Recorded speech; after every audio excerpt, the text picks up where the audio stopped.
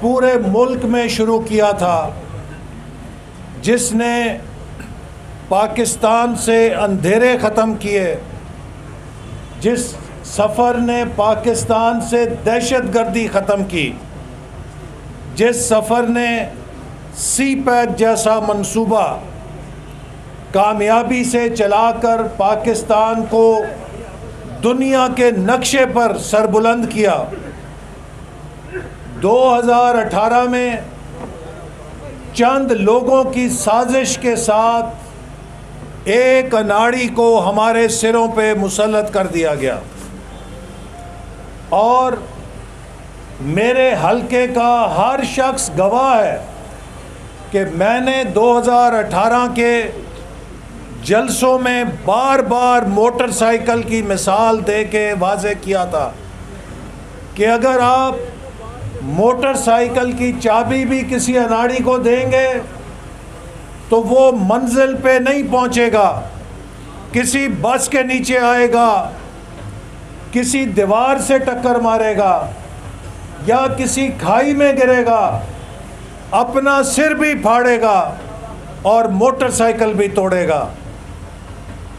تو ایک ایسا لیڈر جس نے زندگی میں کبھی یونین کاؤنسل نہیں چلائی تھی،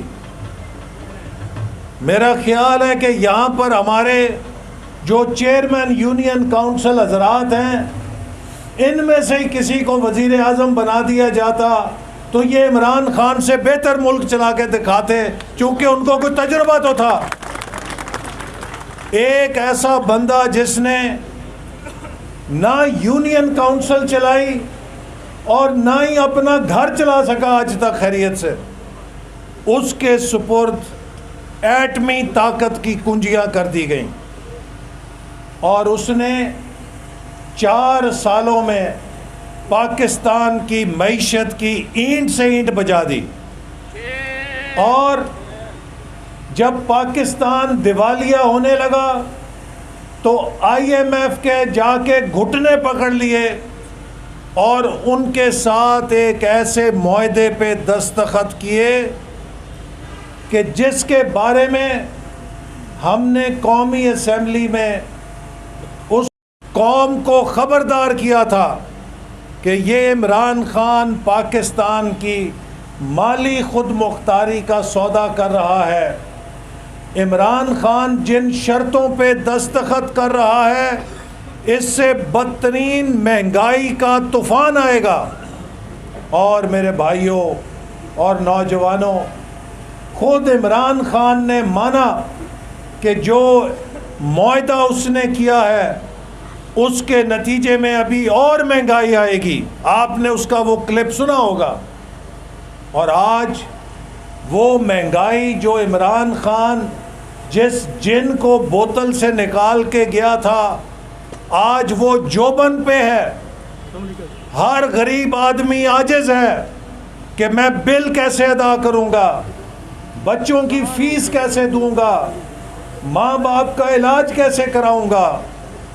کیا 2018 میں جب نواز شریف کی حکومت ختم کی گئی تو لوگوں کا حال اتنا پتلا تھا یا لوگوں کا حال بہتر تھا؟ آپ سب جانتے ہیں کہ 2018 میں جب ہم سے حکومت چھینی گئی تو پاکستان میں مہنگائی نام کی کوئی چیز نہیں تھی، ملک ترقی کر رہا تھا، پاکستان کا چپا چپا ترقی کر رہا تھا، نارووال ترقی کر رہا تھا۔ لیکن عمران خان نے آ کر ہمیں کیا تحفے دیے؟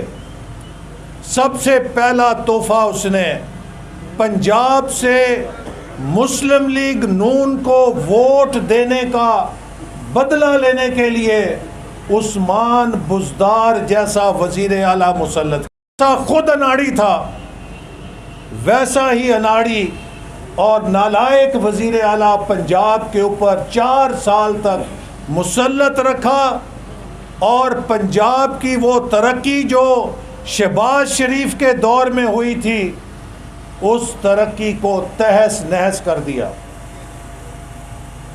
بیچ میں 2 مہینوں کے لیے حمزہ شہباز وزیر اعلیٰ بنا تو ہم نے دوبارہ ترقیاتی منصوبے شروع کیے، لیکن ججوں نے جو پی ٹی آئی کے ہمدرد تھے اس حکومت کو 2 مہینے میں ختم کر دیا۔ اور پھر عمران خان نے کس کو چنا؟ کہتا تھا میں میرٹ، میں بڑا ایماندار۔ تو جن لوگوں کو وہ چور ڈاکو کہتا تھا، پنجاب کا سب سے بڑا ڈاکو عمران خان نے کس کو کہا تھا؟ چودھری پرویز الہی کو۔ تو اسی کو پنجاب کا وزیر اعلیٰ لگا دیا۔ اور یوں عمران خان نے پنجاب سے انتقام لیا۔ پنجاب کی وہ ترقی جو 10 سالوں میں شہباز شریف کے دور میں ہوئی تھی، اس ساری ترقی کو خاک میں ملا دیا۔ ایک سے بڑا ایک نالائق، ایک سے ایک بڑا چور اور ڈاکو پنجاب کے اندر حکومت میں بٹھا کے پنجاب کو لوٹا گیا اور پنجاب میں ترقی کے منصوبوں کو ختم کیا گیا۔ میں آپ کو نارووال شہر کی مثال دیتا ہوں۔ ہم نے 2017-18 میں ریلوے بازار کی ٹف ٹائل کا منصوبہ شروع کیا، جس کے اندر عیدگاہ روڈ بھی شامل تھی۔ ہماری حکومت ختم ہوئی 2018 میں تو ریلوے بازار مکمل ہو چکا تھا اور عیدگاہ روڈ پہ کام ہونا تھا۔ لیکن آپ سب ضلع کے لوگ پاکستانی نہیں ہیں، کیا یہ ہندوستان کا حصہ ہے؟ اگر یہ پاکستانی ہیں، یہ ٹیکس دیتے ہیں، تو ان کا بھی حق ہے یہ ترقی کریں، اور اگر یہ جرم ہے تو میں یہ جرم بار بار کروں گا۔ تو میرے بھائیوں، میں نے 75 راتیں جو نارووال کی ترقی کے لیے کاٹیں جیل میں، تو اب آپ کا فرض ہے کہ اس 1,61,000 کو 2 لاکھ بناؤ یا 2.25 لاکھ بناؤ۔ اب یہ آپ کا امتحان ہے۔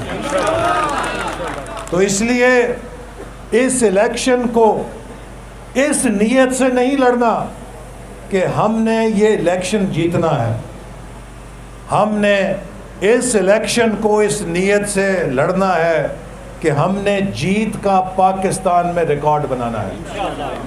اگر نارووال کی ترقی میں میری طرف سے کوئی کمی نہیں رہی تو پھر میرے بھائیوں، اب نتیجہ نکالنے میں آپ کی طرف سے کوئی کمی نہیں رہنی چاہیے۔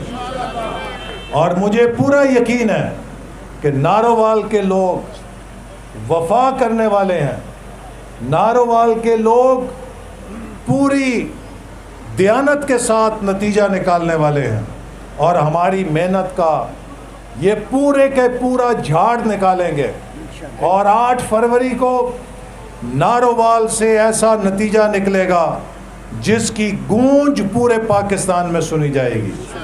اور میری آخری بات کہ چونکہ میں ظفروال میں صوبائی اسمبلی کا الیکشن بھی لڑ رہا ہوں، اور کیوں لڑ رہا ہوں؟